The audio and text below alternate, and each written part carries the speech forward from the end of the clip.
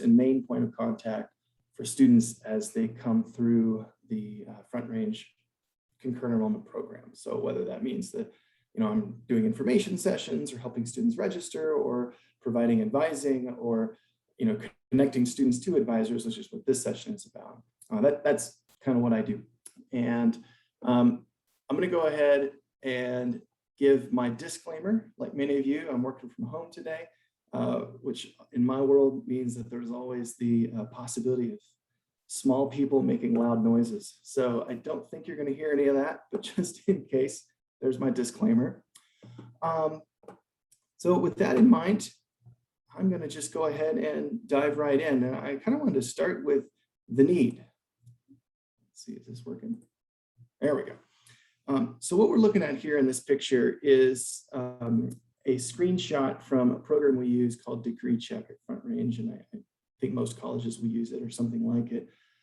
This is an actual concurrent enrollment student. I went to one school, and I'm going to be honest with you, this was the first one I tried when I started searching for students. What we're looking at here is, I think you guys can see my mouse, is we're looking at the very bottom of it. So everything above this line is their required courses, and then here's their electives. They've met their elective credits. And then this particular student took all of these classes that do not apply to their program. And, this is, I wish this was a rarity, but it is not. So here's another one. This particular student had a couple required courses. They have one certificate that requires 3 classes.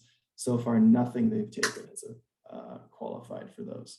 And so this really kind of puts our students in a bind because we want to see them move to completion. We want them to take classes that actually help them achieve their goals. And so with about 500 Campus Select students on campus at Westminster this term, and at any given time, we have about a few hundred more in the pipeline to join us in the next academic year, just from the schools that I work with. We also have some schools, including homeschool enrichment programs, early colleges who send us their students for all 4 years of high school. In fact, they do all of their classes with us, and that is their high school. And we also have an increasing focus on completion, right, for program certificates and all those sorts of things. Long story short, we have quite a felt need to make sure that our campuses are receiving good guidance toward their post-secondary goals. The last thing we want ultimately is the students who have unfortunate stories like this. And so this is kind of what we're going to be talking about today, because in response to the need, Front Range Westminster, we have started to pilot an advising program. I tentatively call it CE Advising. I cannot think of a good name. I'll be really honest with you, and we're 3 semesters in at this point.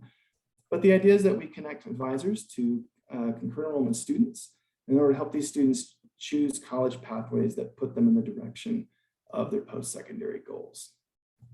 So let me just kind of walk you through what we're going to be talking about today. In this presentation, I'll be taking us through how this pilot developed through partnerships across our college campus and with high schools. And then I'm going to cover the specifics of kind of how we formalized a repeatable, scalable process to connect students with advisors. And then at the end, I'll open it up for Q&A, although I don't promise to have all the answers. It is a pilot after all. A couple definitions that I just kind of want to throw out there, a couple terms that we use at Front Range that I know are not common lingo. When I say Campus Select, because that's who this program is primarily for, Campus Select students are students who are taking classes not in their high school building, but actually coming to Front Range campus, regardless of which campus that is, or they're taking a class, that would have been on our campus, but it's remote, or they're taking a fully online asynchronous course. So that's what Campus Select is. And then High School Select is when a student is taking a class at that high school's facility. And then Pathways Advising, you'll hear me refer to that a lot. These are the awesome folks who help keep students on track to their degrees. They are people that all Front Range students who are not concurrent enrollment are required to connect with at least once per semester. But our concurrent enrollment students don't necessarily have that option, or at least haven't had that option. So we're opening it up. So with that in mind, I'll just kind of dive right in. As far as getting this off the ground, our pilot developed over time as the result of a handful of partnerships, a lot of schedule coordinating, and a few principles that kind of formulated and emerged as we went along. I thought I would go over exactly how this developed, because I have had some folks contact me over the time saying, hey, how did you get this off the ground? So we'll kind of start with that. Partnerships came first. I cannot take a lot of credit for what we're doing here, because I was kind of the gopher. I made a lot of things happen, but the idea actually was here before I was on the team. My predecessor had initially started this project in conjunction with the director of our Pathways Advising Office. Ironically, at that point, we had two things happen back to back. First, my predecessor got promoted to director, which is how I entered the picture. So she's actually my supervisor now. And then the director of advising got promoted as well and became our student affairs team. And this was all shortly before the pandemic. And so while it looks like this put things back to start, what it actually did was it gave really strong upper level support to trying out these ideas. And so I think that that was a huge part of getting us off the ground. When it came time to pick the project back up again, I set up an idea meeting of sorts. I and my assistant director met with the director of the leadership and advising and a few veteran advisors as well to kind of pitch the idea and hash out some initial details. For our part, we in concurrent enrollment recognized that we weren't the Pathways Advising experts, that we had populations of students who could really benefit from Pathways Advising, and that we needed the help to provide that advising. And then advising saw as well, they have access to the degree check pictures that I showed you before.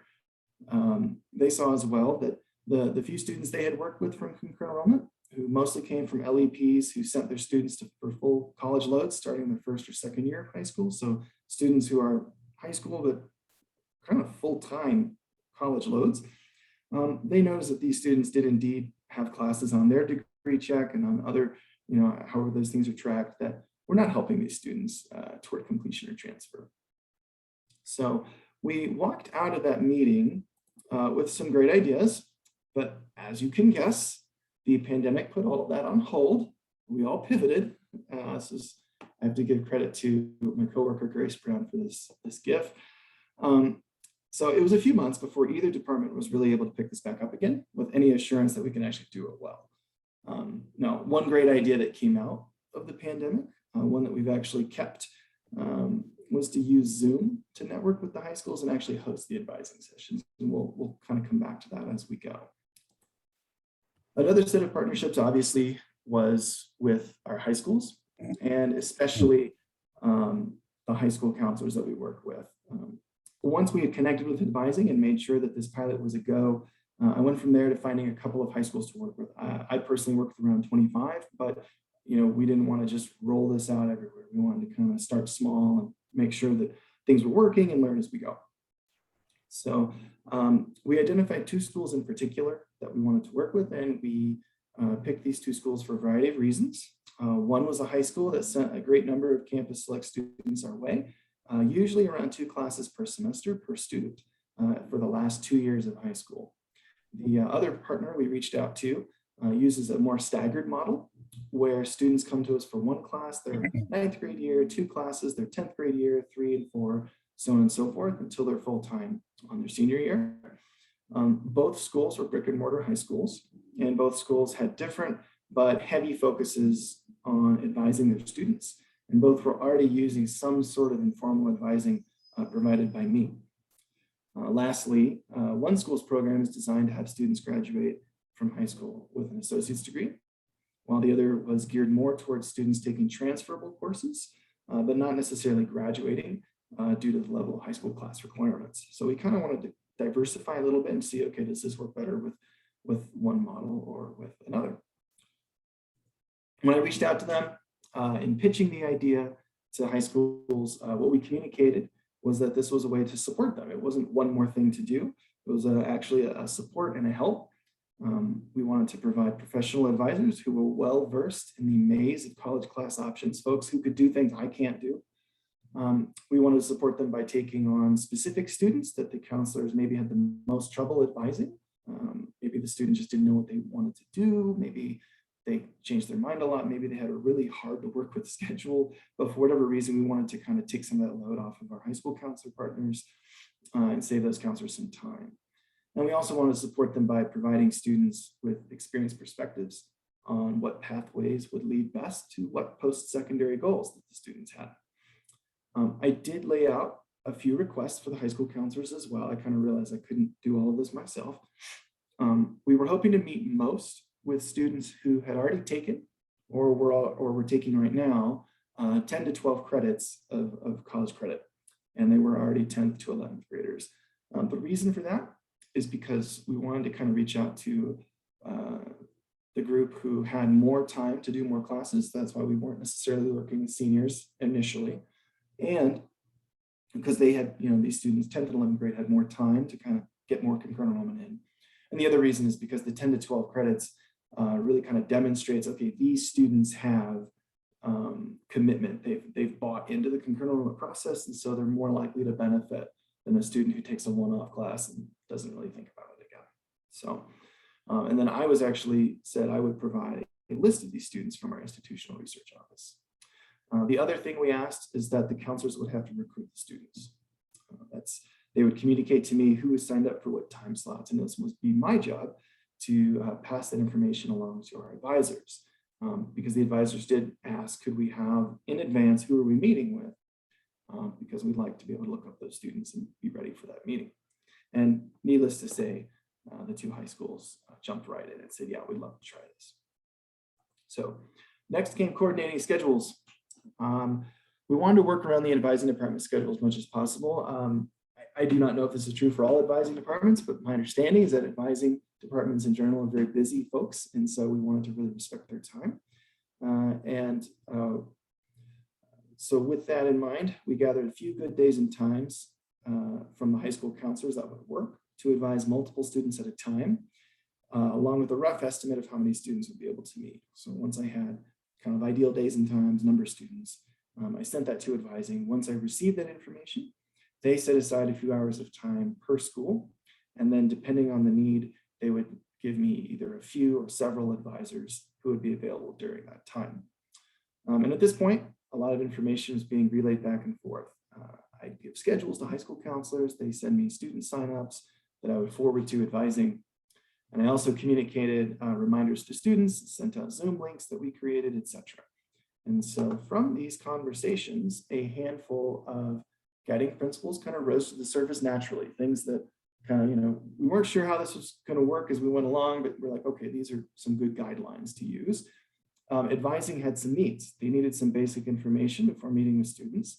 That information in our kind of program, as it kind of developed out, the advisors needed to know name, they needed to know S numbers, they needed to know any previous college the student had taken that was not at Front Range, because students will take AP, they'll take IB, they may do CU Succeeds or another dual enrollment program with a private school.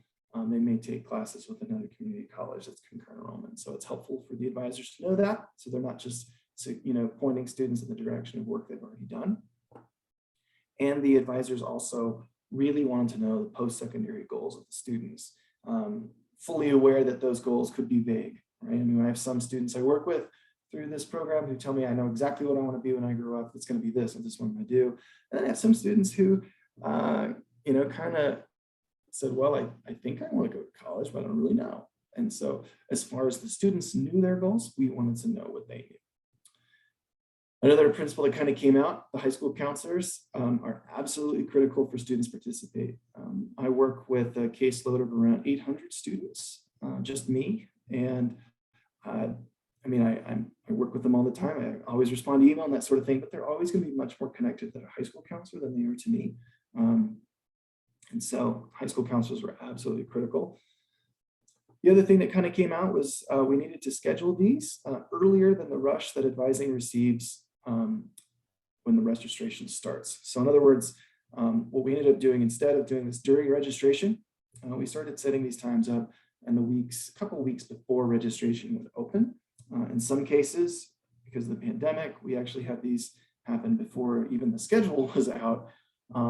And that actually was not a bad thing. It was actually a good thing. It meant that our advising was less about class times and, hey, go take English. Instead, it was more about pathways, which is really what we wanted it to be to begin with. We wanted students to be able to see that this was the way that they could achieve their goals if they took these steps.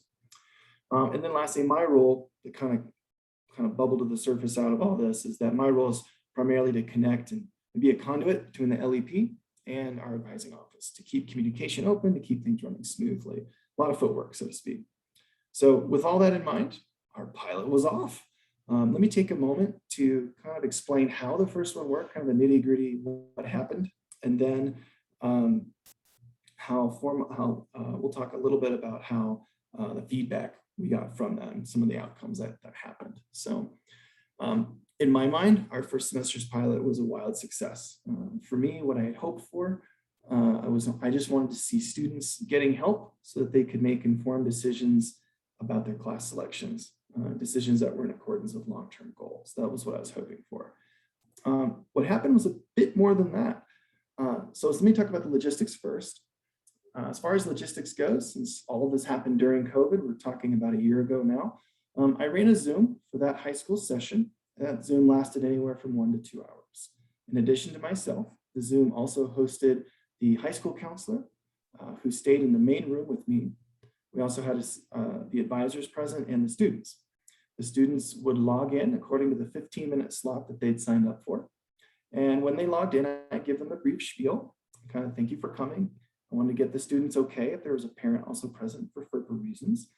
I wanted to explain, I also took a second to explain kind of what this was for. This is a chance for them to ask their questions to an expert, ranging from what classes to take next semester, all the way to transfer agreements and which schools worked with Front Range best for what programs.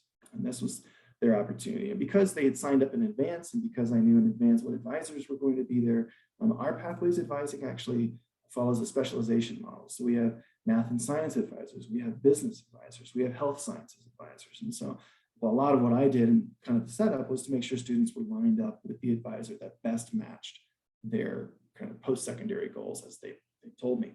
We also made sure to have an undecided advisor present. That person turned out to be really critical.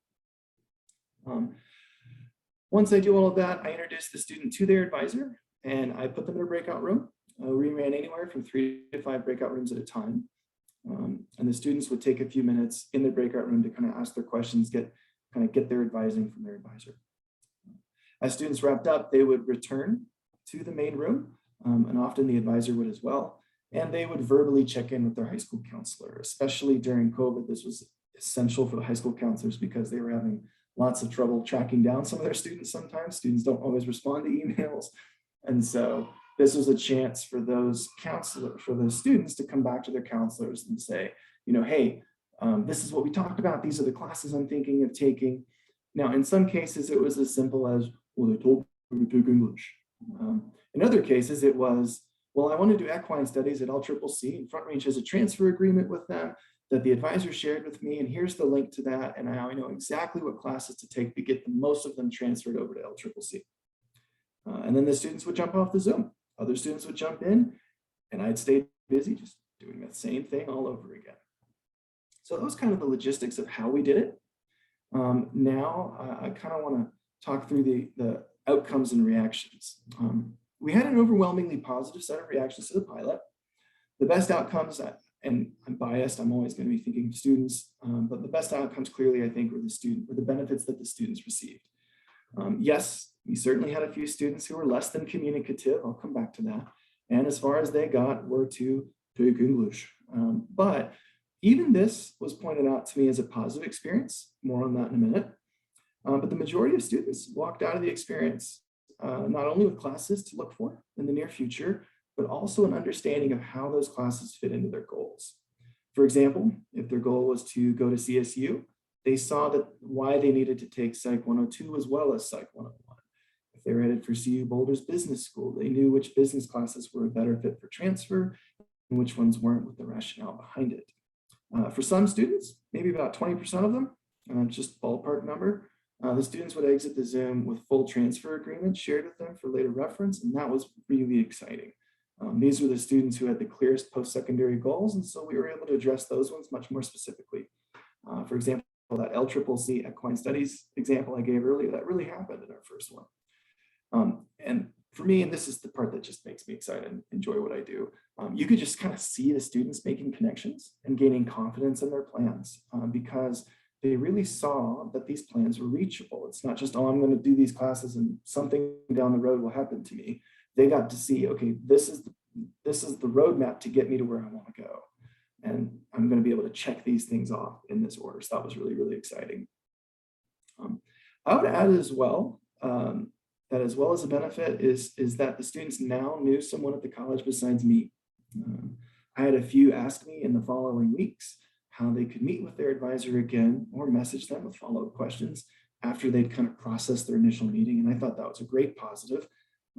In some cases, students saw that the path they were on wasn't fast enough to help them meet their goals. And several times advisors did suggest ways that a student could remedy that by taking a summer class. Let's say a student needed to take 3 courses, but one course is a prereq to the other 2. And they would say, look, you can take both of these in the fall if you'll take the other summer class, and to kind of clear the pathway for you to get to the latter 2 courses. So that sort of thing. I was kind of curious to see how that went. So I checked this summer, and we did have 6 students take a summer class with us on their own dime who had participated in these sessions. And I thought that was pretty cool. Matriculation was not an expressed goal of the project, but that helps. That's always great. And so it's neat to kind of see that happen. We also benefited some students that I didn't expect to, because one school, I think they were kind of like, well, this was new and we want to make sure that all the spots get taken. And so that everybody signs up. So they actually threw the sign up open to everybody, including the high school select students who hadn't come to campus yet. A couple of these students did still sign up because they knew they would be coming within the next semester or 2, and they wanted to have a plan in place in advance. That was pretty cool. But I don't think the benefits were just for students. This also benefited the counselors. For one thing, it did save the counselors quite a bit of time, where they might have met with 2 to 4 students over the course of an hour. 5 advisors were meeting with 10 to 20 students in the same amount of time. And the students were filling in their counselors before jumping off the call, so the counselors didn't have to track the students down later. So that was a huge plus. High school counselors also benefited from having advisors in the Zoom room with them to ask follow-up questions, things that I wasn't necessarily equipped to answer. So for example, we were able to have a math advisor talk counselors through why Math 121 is not actually the best class for some students, because their degree programs might be in healthcare, they might be in business, and there are other courses that could in fact help them better toward their post-secondary goal. Counselors and advisors could compare notes on their experiences with 4-year schools accepting courses, i.e. whether taking both English 121 and 122 or just one English 121 transferred better. They were able to kind of compare notes on that. And a couple counselors had some specific questions about specific programs as well, especially engineering transfer programs. And we had advisors who knew about that and could explain some of those intricacies, because for example, engineering is hard for me. So I was really grateful for that conversation to happen, that we had some experts there. Another piece that kind of came out of this, we had some parental benefits. Parents really dug this, and I did not see that coming. Because so many parents were at home working during the time period that we were doing this, and that their students obviously were there as well, we had several occasions where parents hopped onto the call too. And with their students' permission, they were able to ask their questions, especially since FERPA really does keep me from sharing student-specific information in most scenarios. This was a real positive for the parents. I also sent out an anonymous survey for feedback to counselors and advisors who participated. I gained a few other reactions to the pilot. I knew the respondents were either counselors or advisors, but beyond that, I didn't know who was telling me what. Most of the feedback I got, I've already mentioned, but I did get some other feedback from that survey that I thought I would share. So first of all, I learned that it was actually a good experience for students, for the students who said they were told to just take English and they were kind of non-communicative in their meetings. Because the counselors pointed out that the high school students rarely have conversations with adults, and that it was actually good practice for them. And I would not have guessed that. I also learned that the scheduling process we used was a little clunky in this first go around. We didn't have enough advance notice for the advisors, for example. And I also learned that the advisors needed to know a little bit more about how each LEP, each high school partner we worked with, did concurrent enrollment, such as whether or not online classes were allowed due to the higher tuition cost. In concurrent enrollment, we typically recommend students take, XYZ classes where an incoming student out of high school may take another class first. So and we kind of realized, okay, that was some information that needed communicating. And lastly, I also learned that the advisors had started by taking the students through Navigate, which is actually not something we use quite yet in my department on my campus. We're starting to integrate it now, but we weren't using it. So the students were kind of like, oh, what's this? And that was a little bit of a clunky piece. So once it kind of became clear that we were going to do this again, we kind of took all that feedback and we formalized the process a bit. So I'll leave this slide up for a quick second, but then I'm going to kind of take us through some visuals that go with each of these steps. But this was kind of the scalable process that we kind of landed on. I've been using since then well, we're in our third semester now. So we've been using this 7-step process for 2 semesters after our initial pilot. So here's what this process looks like. It starts with an initial communication with advising. This is where basically this is an email from me to advising to confirm that we're going to run it again. It includes a list of schools that I would like to include, a list of high schools, and also very rough estimates of how many students might be served, knowing that the high school is going to fill me in with more specifics later. At that point, advising writes me back, and once I get the okay, I now send a short survey that I created, and you're looking at it. That's just about the entire survey. And I send this to the high school counselors that I think I would like to invite to participate. And I usually, if it's a new school, I always call them as well. Say, hey, we're doing this thing. Do you want to jump in and try it? And ask a few basic questions, such as the school's CE limitations. Do they have, like, for example, no online classes allowed? Are there any preferred class times that work with high school scheduling? So like one high school, 8 a.m. classes are the best. And so it's good to know that. And that's, again, more applicable to brick and mortar high schools, but still important to know. And then are there preferred times for a mass meeting or for a mass advising session meeting? And then I also request, and this is kind of that number 7 piece there, a signed commitment from the counselors. It's more of a formality, but just to keep the communication clear that, hey, the counselors will be doing the majority of the recruiting. I take the results of this survey and I send it to advising, and they write me back with some specific information. They let me know what dates and times are given to which schools, and they let me know the specific advisors who are going to be at each session, not just the number, but also the names, so that I can look up their specialization. So I'm pairing students with the best advisor. At this point, I get to work.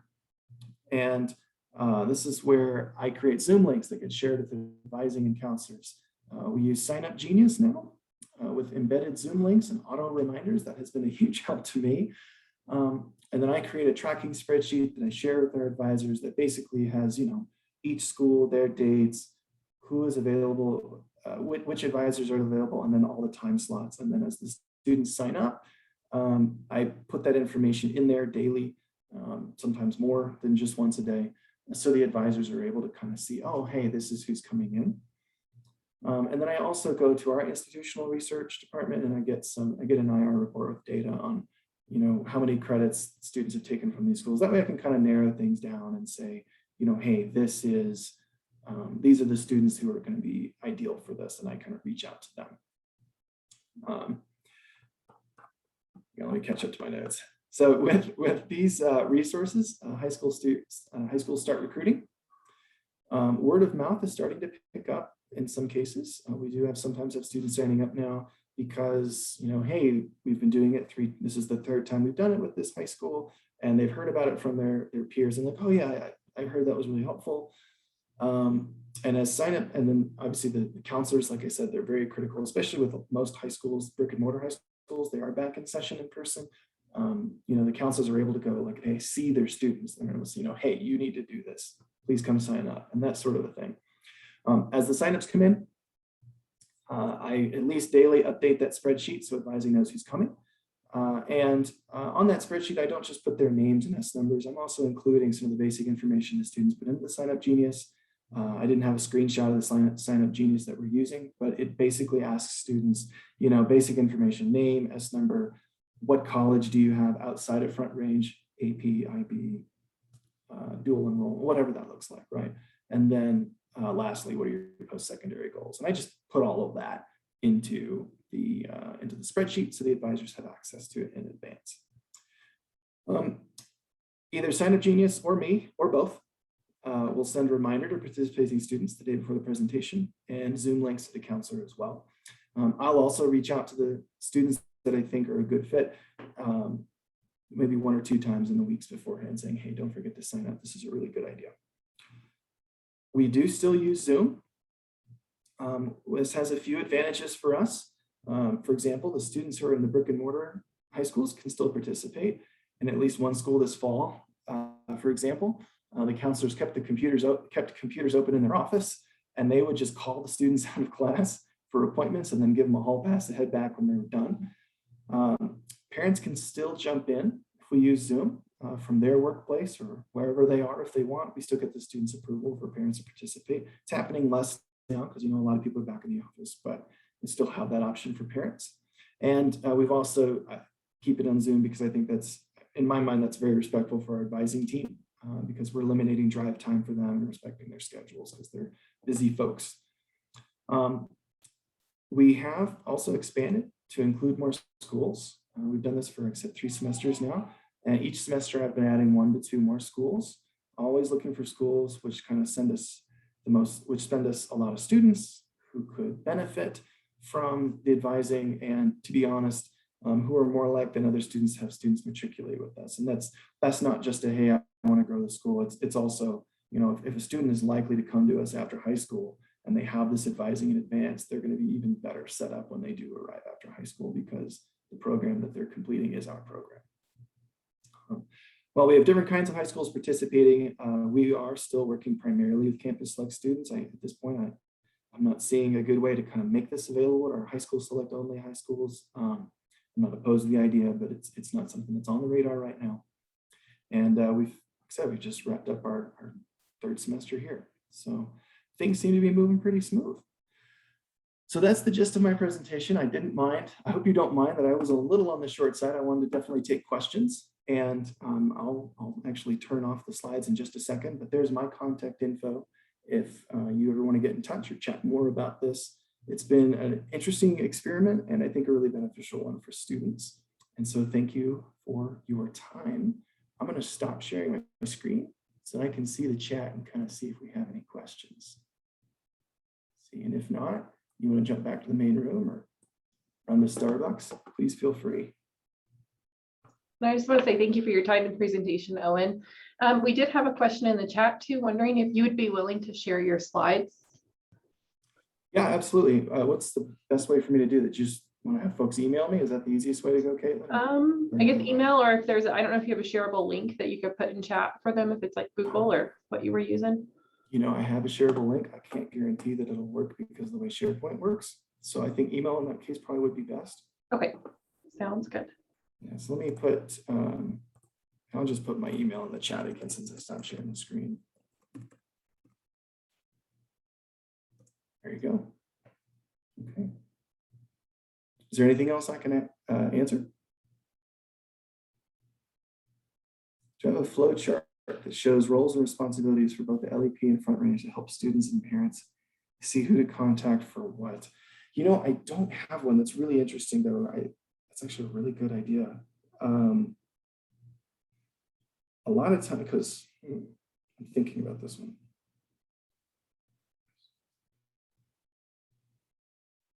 So the short answer, Melissa, is no, I don't have a chart, but I think I'm going to soon.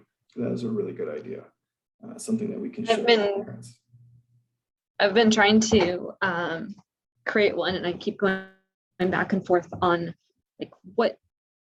how to lay it out, like what information. So I was just curious if you had did start one. I'm trying to find the way that best shows information without making it seem like redundant or having a ton of different resources. Yeah, I think that makes a ton of sense. I mean, right now, basically, because the idea is that a lot of students, my students would funnel to me first, and then I would just direct them to where they have to go. I don't think it hurts though, especially with this population of students, the students who are coming to campus who are, you know, more involved and more likely to complete. I think giving them more resources, I think, is especially helpful. One of the things that we've typically tried to avoid is like students emailing questions all across the college and kind of a, you know, what's that called, a shotgun approach, and then hoping somebody answers an email, right? I want them all to come to me, and that way I get them to the right folks. But I think there is a good case to be made for the more committed students to saying, hey, here's some resources for you. We do have an orientation for our campus select students who come to our campus. It's about a 2-hour orientation we run at the start of their first semester, and we do go over that. But I think having something in writing is a really good idea. So, Thank you. yeah, absolutely. So did you hire extra advisors at the college to do this, or did you use existing advisors? So we used existing advisors. We have, our Pathways team is pretty large. We have a handful of full-time advisors, several of them, and then we have like 3 times as many part-time advisors. And so what we ended up doing was the advising director is in charge of her own team. So she just kind of told me names.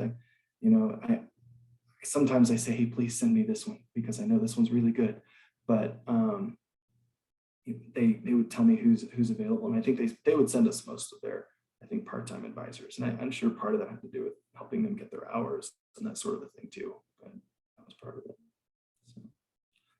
Okay, so the next comment says, often LEPs have students take high school select classes to meet high school graduation requirements, even though they may not need the class for their chosen program. Yes, that was both of the screenshots from the beginning of the presentation.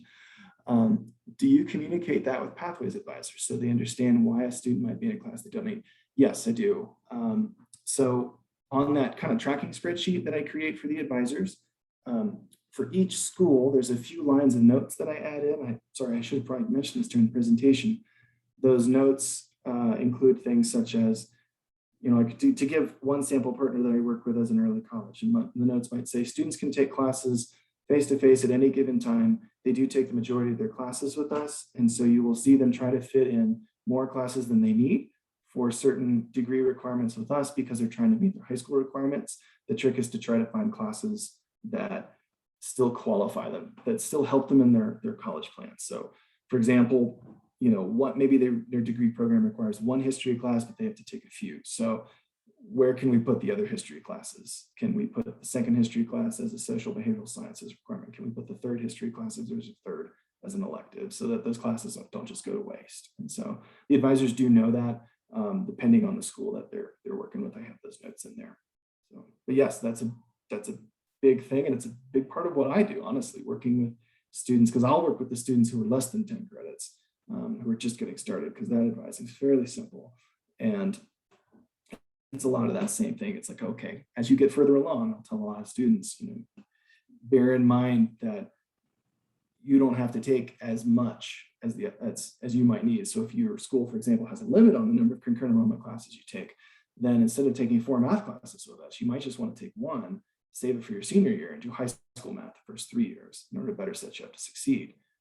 And then save your concurrent enrollment classes for other things that'll help you. So have those conversations all the time, Vicki, I understand.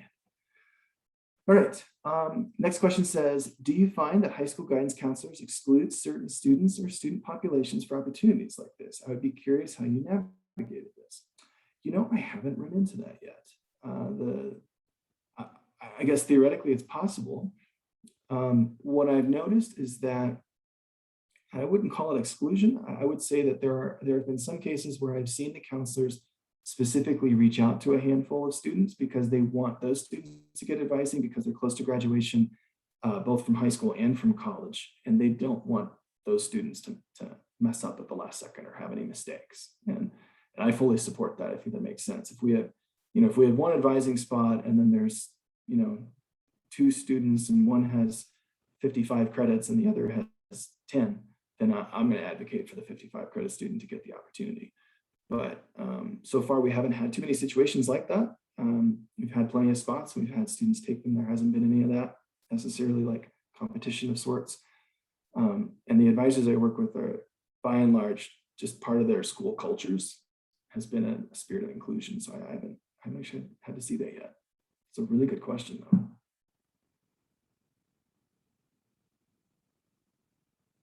I'll give it another minute here.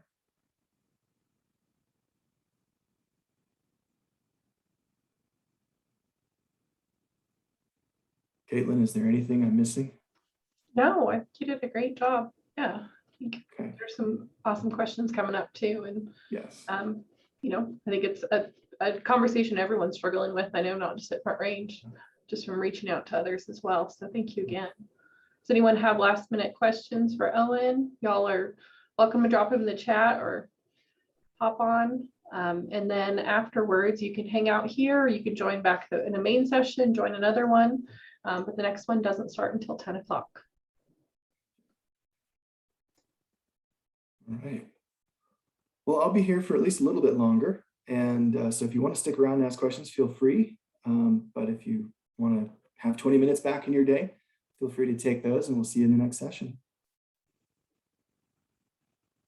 And thank you to everyone for the thank yous.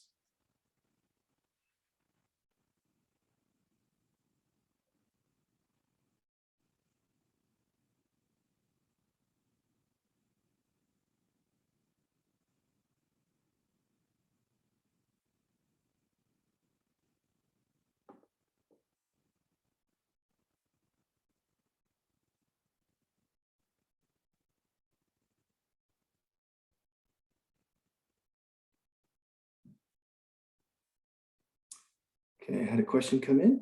What do you say to the high school counselor who's not in support of CE because of the anxiety and stress kids are already experiencing? Gee, that's a good question. So I guess a lot of this, I think, depends. It's a really good question, Sarah. So I'm going to give you my opinion, and it's just that, it's an opinion. You can take it with a grain of salt. I think a lot of this is, I think my response in that situation is going to be, in a lot of senses, situational. It depends on that circumstance. So, I think anybody can do concurrent enrollment. That's just me personally. But I also think that not everybody is ready for it yet. And so if a student is just clearly going through XYZ and they're not in a place for concurrent enrollment, then, I mean, if I'm advising the student and they're not a part of this, so they're not meeting with an advisor, I will say, hey, what if we wait a semester? Not because I want you to be a part of this, but I want you to be a part of this when you're ready. I had one student this past spring who I met with who was just about to start concurrent enrollment. This student was transitioning genders and going through quite a bit of trauma related to that. And, we met with the student, we made some suggestions. It was also really clear that student was not ready to start classes yet, that they had some stuff in their own lives they had to kind of work through and get themselves to a healthier place as a person. And so, in that case, we waited and that person did not take classes, and, that's okay. That's okay we still want them. They have a few more years left in high school, and we want them to come back. But what we don't want to do is put them in a situation where they're not going to succeed. So now that being said, I've also seen students, like this is not a campus select setting. This is in a high school. I was in a high school just this week, and I had a student tell me, I'm just freaking out. I don't know if I can take college algebra. And I said, well, here's what I can tell you. You've spent this whole semester preparing for college algebra. You're going to have the same teacher in the spring.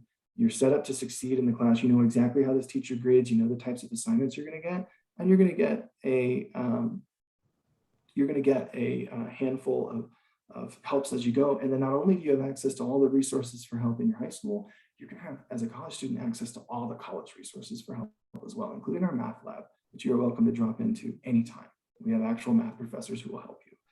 And that was really reassuring to her. So, and she went ahead and completed her application. It's going to get registered in December.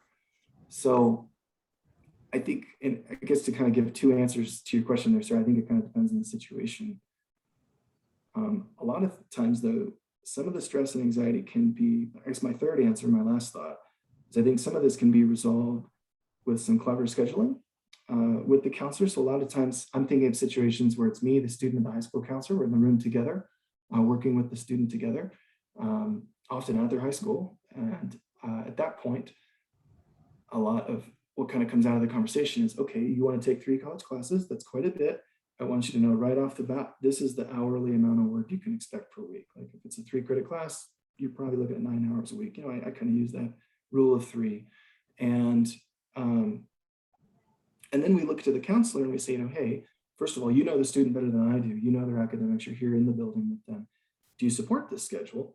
And then secondly, what can we do to make sure that the student is getting two birds with one stone? So their English class that they're taking in the spring, are they able to now drop their high school English class? And such. And of course, we don't want to do that in a way that damages high school class enrollments at all. And the counselors, of course, are very aware of that. But that is something that we'll do.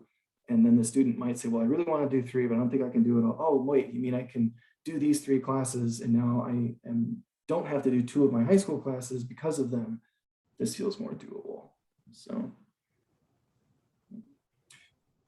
okay, got a couple more comments here. I find we have many undecided students seeking advising. How did you handle those students? Were they set up with additional meetings to discuss different pathways, or was it handled in that one session?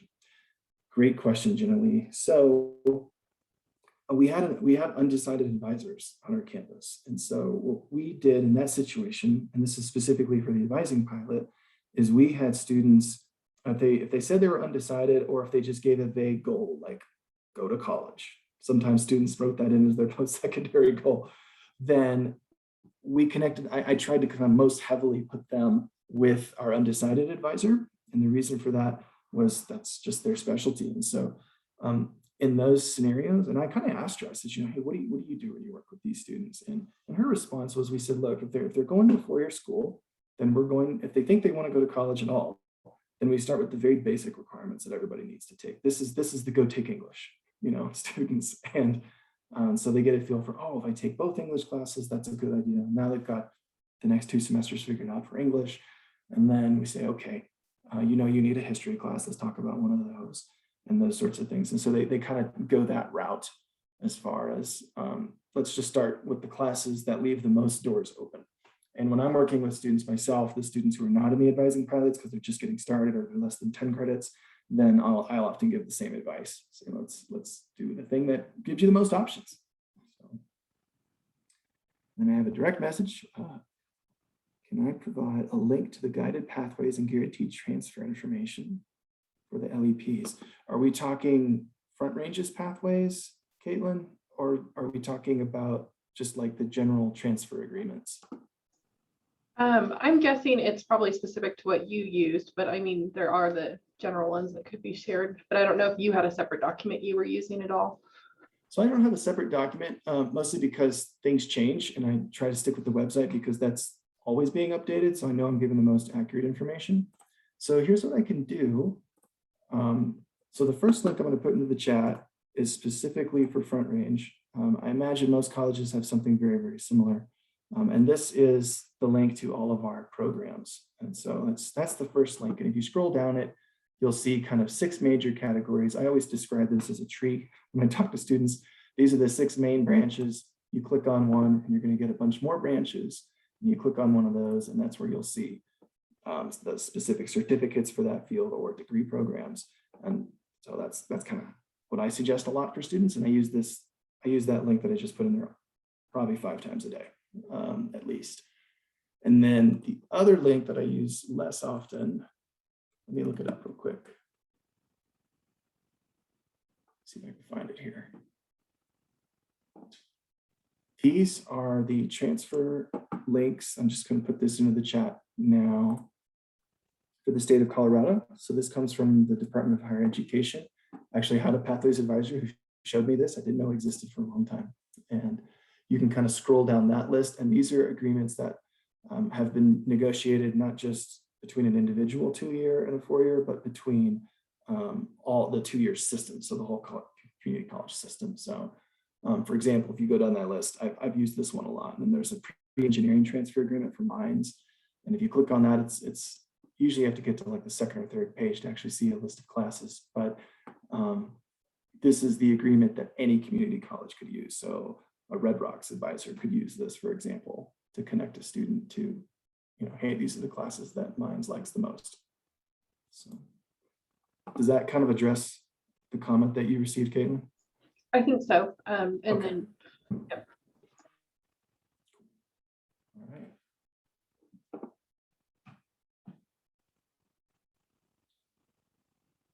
Was there anything else I can help with? These are really good questions.